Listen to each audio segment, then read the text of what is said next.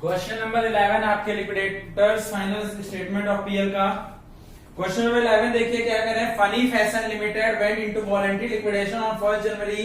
The liquidator is to be paid remuneration at 3% on amount realise on sale of fixed asset.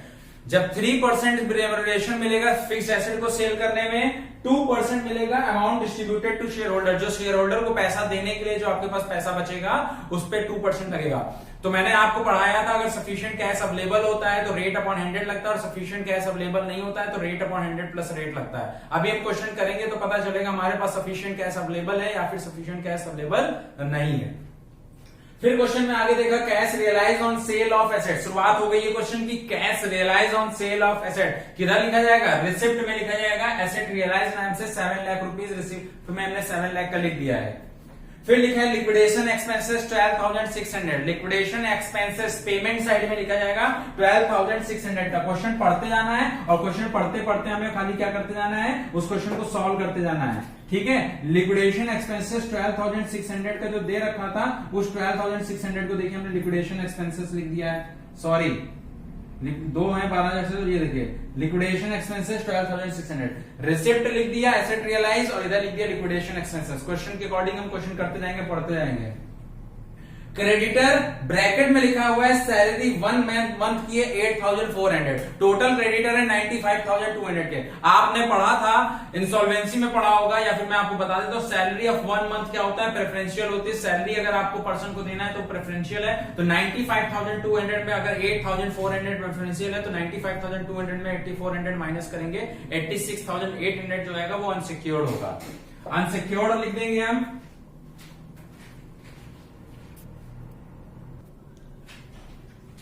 हमारा credit है 95,200 जिसमें 8,400 preferential है। 8,400 preferential था तो 95,200 में 8,400 माइनस कर दिया, जितना रिमेनिंग बचा वो अनसिक्योर्ड हो गया। 86,800 कैसे आया? टोटल आपके पास 95,200 दे रखा था जिसमें से 8,400 हमारा क्या था, प्रेफरेंशियल। 95,200 में 8,400 माइनस किया, हमारा अनसिक्योर्ड कितना आ गया, 86,800 का।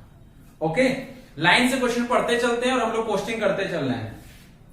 फिर दिया हुआ है 7,006% प्रेफरेंस शेयर है 20 रुपीज के हिसाब से, और डिविडेंड ब्रैकेट में लिखा है एरियर है 1 ईयर का। तो 7% जो 7,000 जो 6% था 2,10,000 रुपीज का, तो 2,10,000 रुपीज के तो प्रेफरेंशियल है। इसका डिविडेंड कितना है? एरियर है 1 ईयर का। तो हम एरियर डिविडेंड जो एरियर है उस एरियर को कैलकुलेट कर लेते हैं। 2,10,000 का 6%, 2,10,000 का 6% हम निकालेंगे, आएगा 12,600। 1 ईयर का था, कोई दिक्कत नहीं, 1 ईयर ऐसे ही रहेगा। तो 2,10,000 प्रेफरेंशियल हो गया और इसका डिविडेंड जो एरियर था 12,600 हमने वो पेमेंट कर दिया।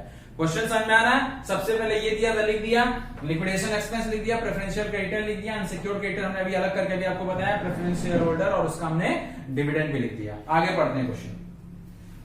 14,000 इक्विटी शेयर 10 रुपए के हिसाब से 9 रुपए का ऑर्डर था। 14,000 equity share holder, equity share holder को ऐसे लास्ट में पेमेंट करते हैं, लेकिन हमारे पास पैसे ज्यादा अवेलेबल हैं तो इसलिए इक्विटी शेयर होल्डर को हमने पेमेंट कर दिया 1,26,000 रुपीज का, इक्विटी शेयर होल्डर को भी। क्योंकि कैसे पता चला पैसे ज्यादा अवेलेबल है? देखिए आप खुद सोचिए, आप एसेट कितने में बेच रहे हैं? 7 लाख का। मैं आपको करके दिखाता हूं, 7 लाख की आप एसेट बेच रहे हैं।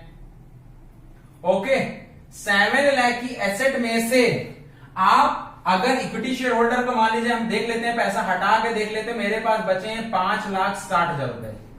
मेरे पास अमाउंट कितना है? 5,60,000 है। मुझे पे किस किस को करना है?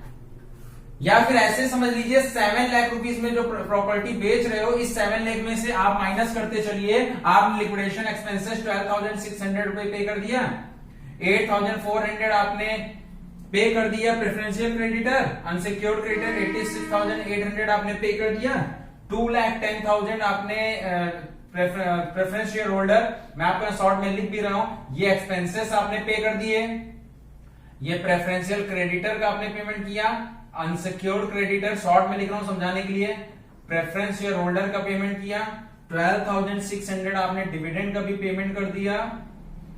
ठीक, अब इतनों को पेमेंट कर दिया है। आप इतना जरा माइनस करके देखिए, अभी आपको मैं तरीका बता रहा हूं कैसे पता चलता मेरे पास कैश अवेलेबल ज्यादा है। 7 लाख में से 12,600 माइनस किया, 8,400 हम प्रेफरेंशियल क्रेडिटर को दे चुके हैं, 86,800 हम दे चुके हैं प्रेफरेंस अनसिक्योर्ड को, प्रेफरेंस शेयर होल्डर को 2,10,000 दे चुके हैं, 12,600 हम दे चुके हैं डिविडेंड। हमारे पास अभी भी है 3,69,600 रुपीज, 3,69,600 हमारे पास पैसे बचे हैं इतने, और मुझे पे किसको करना है?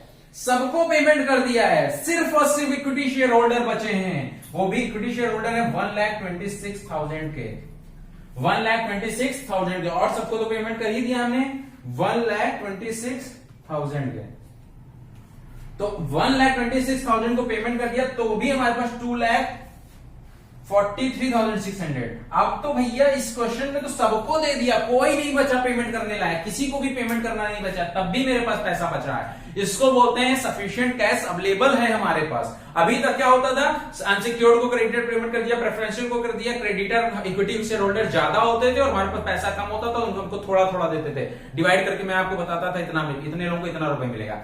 यहां पे तो आपने बेचा, सबको पेमेंट कर दिया, फिर भी पैसे बच गए। देखिए आप देख सकते हैं 2,43,600 बच रहा है, तो ये सफिशिएंट कैश अवेलेबल है हमारे पास। जब सफिशिएंट कैश अवेलेबल है, अभी बल्कि हमें सिर्फ और सिर्फ रेम्यूनरेशन पे करना बाकी, बाकी हमने सबको पे कर दिया। जब मेरे पास इन सबको पेमेंट करके 3,69,600 बच रहा था, इस वजह से मैंने इक्विटी शेयर होल्डर को 1,26,000 दे दिया, उनको भी दे दिया, तब भी मेरे पास 2,43,600 बच रहा है। क्वेश्चन में लास्ट लाइन पढ़िए क्या लिखा हुआ है, under article of registration of the company the preference share holder have a right to receive 1/3 of surplus remaining. अगर पैसा एक्स्ट्रा बचेगा तो उसका 1/3 प्रेफरेंस शेयर होल्डर को मिलेगा और रिमेनिंग मतलब 2/3 इक्विटी शेयर होल्डर को मिलेगा। क्वेश्चन में देखिए लिखा है, तो हमारे पास ये सरप्लस बच रहा था 2,43,600। बस अभी हमें इस 2,43,600 में सिर्फ रेम्यूनरेशन देना बाकी है, बाकी हमने सबको पेमेंट कर दिया। तो रेम्यूनरेशन देने के बाद जितना भी पैसा एक्स्ट्रा बचेगा, उस पैसे को हम लोग क्या करेंगे, इक्विटी शेयर होल्डर और प्रेफरेंस शेयर होल्डर के बीच में बांटेंगे।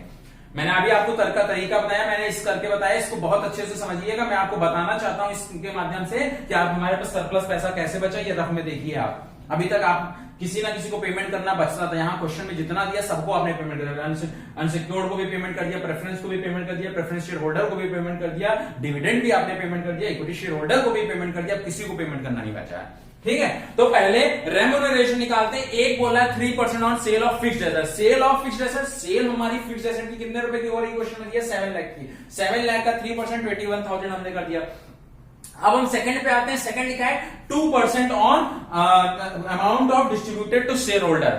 फिर से समझिए, सफिशिएंट कैश अवेलेबल होता है तो रेट अपॉन 100 लगता है। Okay, distributed to share holder कैसे निकालेंगे देखते हैं। मेरे पास 7 लाख रुपीस है। In this question surplus arises, sufficient cash available, that's where remuneration of liquidator calculate on the basis of. Okay, surplus हमारे पास अवेलेबल है, इस वजह से लिक्विडेशन रेम्यूनरेशन का जो क्या बोलते हैं, लिक्विडेटर का जो रेम्यूनरेशन होगा वो इस तरह से कैलकुलेट होगा, रेट अपॉन 100। ये आपको पता है। देखिए क्वेश्चन बोल रहे जितना अमाउंट डिस्ट्रीब्यूट करना है शेयर होल्डर को उसमें से दीजिए।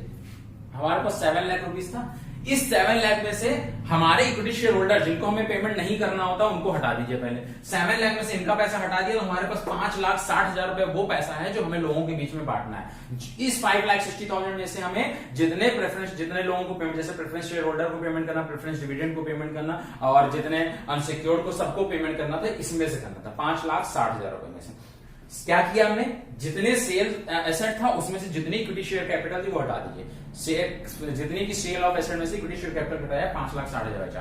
तो रेट अपॉन 100 लगाना है, तो यही हमारा amount distributed to share holder. 5,60,000 रुपए हमने इन लोगों के बीच में आपस में बांटा है। ओके, अभी मैं आपको उसका दिखा भी दूंगा। देखिए 5,60,000 कैसे आया, मैंने कैसे बांटा है। अभी 5,60,000 का 2% आया 11,200, 11,200 इन दोनों को जोड़ के रेम्यूनरेशन हमने लिख दिया। ओके, अब बड़े से छोटे को माइनस किया, हमारा आंसर है 2,11,400। यही 2,43,600 जो सरप्लस आ रहा था, इस 2,43,600 में 32,200 और माइनस कर दीजिए,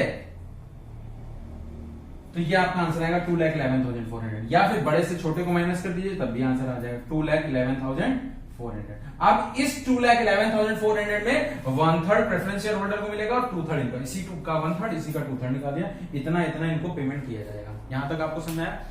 आप समझिए, ये तो मैंने आपको समझाने के लिए बताया था। ओके, मैं इसको रफ कर रहा हूं, अगर आपको जरूरत है तो आप नोट करिए, वरना मैं रफ कर रहा हूं इसको। मैं बताता हूं 5,60,000 कैसे बढ़ता है। देखिए समझिएगा, मेरे पास 5,60,000 रुपीज था।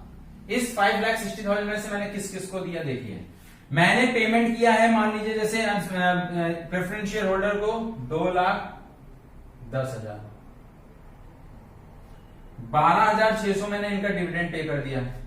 इक्विटी शेयर होल्डर को मैंने 1,26,000 दे दिया, और मैंने फिर जो एक्स्ट्रा सरप्लस था 2,11,400 मैंने इन लोगों को दे दिया, ठीक है। और 2,11,400 मैंने दिया। अब जरा मैं जोड़ के देखता हूं, मेरे पास मैंने देखिए 2,10,000 मैंने दिया है। ये 2,10,000 किसको दिया है, प्रेफरेंस शेयर होल्डर को दिया है, और ये क्या है, डिविडेंड है।